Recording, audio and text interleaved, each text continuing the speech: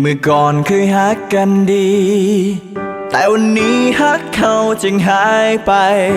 อดีตที่ผิดพลาดไปก็ให้อภัยได้เสมอแต่ผลสุดท้ายหัวใจของเจ้ามันเพ้อแลกเบอร์โทรไปแซดไปกับคนอื่นแต่ละคำที่เจ้าบอกมา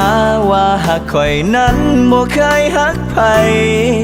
แต่เจ้าก็นอกกายนอกใจไปลมหลายคน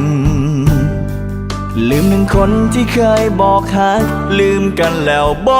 ลืมหมดศรัทธาจึงต้องบอกลาด้วยคำว่าเลิกกัน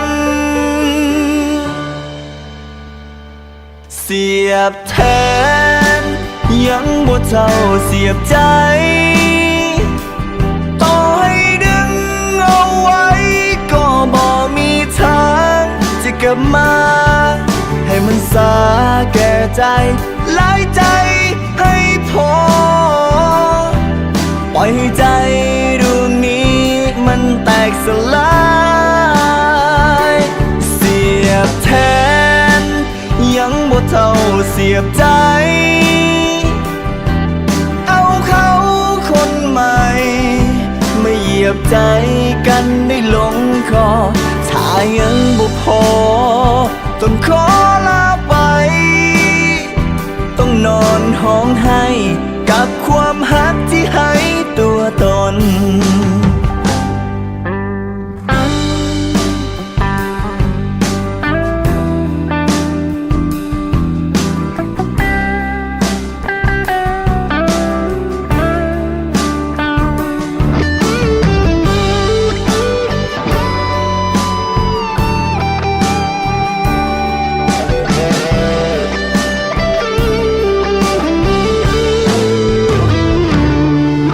และคำที่เจ้าบอกมาว่าหักข่อยนั้นบ่เคยหักไผแต่เจ้าก็นอกกายนอกใจไปลมหลายคนลืมหนึ่งคนที่เคยบอกหักลืมกันแล้วบ่ลืมหมดศรัทธาจึงต้องบอกลาด้วยคำว่าเลิกกันเสียบแทนยังบ่เท่าเสียบใจต่อให้ดึงเอาไว้ก็บ่มีทางจะกลับมาให้มันสาแก่ใจหลายใจให้พอปล่อยให้ใจดวงนี้มันแตกสลายเสียบแทนยังบ่เท่าเสียบใจเอาเขาคนใหม่มาเหยียบใจกันได้ลงคอถ้ายังบ่พอต้องขอลาไป